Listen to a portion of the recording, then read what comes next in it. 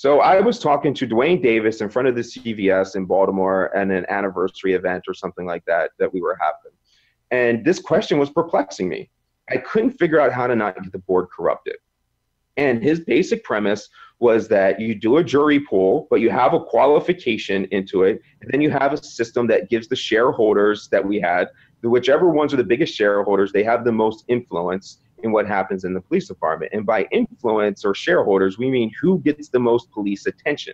So that means you, and right now that would mean a black neighborhood in Baltimore, East and West Baltimore, would get the most say in the board and be most likely to be selected for the board because they are the premier stockholder in Baltimore on the services received of policing. So that's one mitigating effect that we have. Another mitigating effect is I don't care what you know about a whole bunch of other things. All I care about is that you know how to arrive at truth. And that's the biggest issue we have. I was really struck by this in education because I didn't learn how to think until I was in year 2 of my PhD. And that's really weird. I was like, shouldn't this have been classes I received in like middle school? Why are you now teaching me critical thinking and the scientific method in depth when I'm in year 20 some of school? This is ridiculous. So what I want to do is develop like an MIT program where they can just go online and have to do a pretty hard month-long class on critical thinking. And that's all I care, is that I can get you to arrive at truth, and that's a prerequisite that goes in.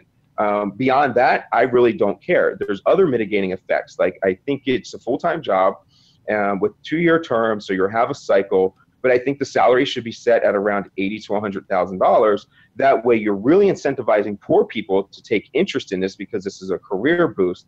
And you're also making it so that people that make $250,000 a year have no desire to serve on this damn board. And that's somebody that we don't want to have influencing the board. We want the actual shareholders, not necessarily the investors, neither, because just because they were forced to pay doesn't mean they get the most say in it. It's who actually receives the services. So there's a bunch of other things that we can do about this, but it's really basically a jury pool of voluntary people with an equitable manner of putting whoever receives the most attention from police more likely to be on the board. So they're not going to dominate the board, but they'll be weighted to be more likely on the board. Another brain-altering concept, bro. Another brain-altering concept, because you know how local politics work, and that's the first thing I went to mentally. Like, okay, the guy, he knows this guy, he wants a favor from this person, and everything gets skewed because you have people trying to do favors and trying to get kickbacks or what have you.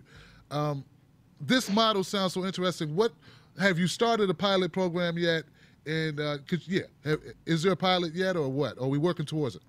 I really think we should think about that differently. This should always be a pilot. That is the scientific method. Every 5 years to 10 years, I want this thing to be totally redone from scratch because the things change. And that, we have a lot of laws that just don't make any sense, or the way we do things that don't make any sense. And then if we use legislation to fix those things, we'll never get there. It won't move fast enough. So we have to, the Delphi interview technique is when you get with the shareholders and you go through to each and every one to build consensus. So the way the whole process is developed is, say you have a group, just use Baltimore because I'm so familiar with it, but like you have the idea of West Baltimore, which is the neighborhood where Freddie Gray grew up in. So if you have a neighborhood like that, they will, where was I even going with that, Tim? What was the original question? A pilot program. Yeah. Oh, pilot program. Okay. So if you have them developing their pilot program and they meet with the shareholder, the CEO, and then they're going to have their input. So then you go to the next group and you start to fill it. And then you have a cycle. You go through everybody at least 3 times and you kind of refine it till everybody's in a consensus to what we will try. And then we go and try that. And we take lessons and we learn and we document what happened. And in 5 to 10 years, we come back and we do the whole thing over again, completely going back because our shareholders will have changed.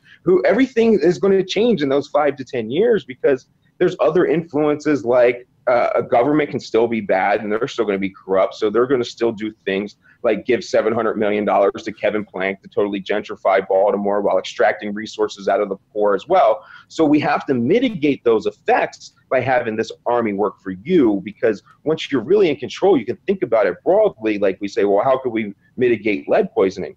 Well, once you turn your detectives onto the landlords and the people who poison the land, well, we're at least going to be doing civil actions to go ahead and get the funds done so we can do it. And I mean, yeah, punishment doesn't work, but if you poisoned our children, I'm willing to swallow that pill and let you go ahead and put those people. I feel you. so, and like even the prison system is still going to be corrupt.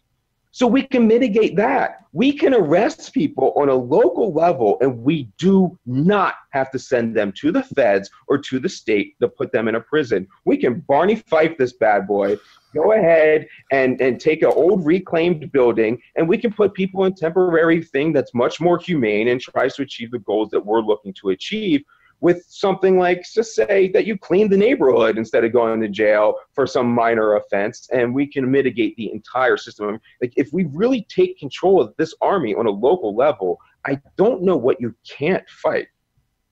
You know, guys, I know, audience, I know you're freaking out. You're like, what is this?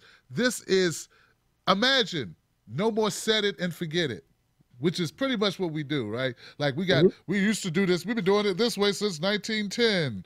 Yeah, it's, it's a new, you don't think you want to update it every 100 years? So like the whole idea that this is a moving thing. This is a moving, adapting, modifying, looking at the data constantly to see where we are, how this work out. Should we, modify this? Can we do this better? The whole idea is just so damn refreshing, Michael.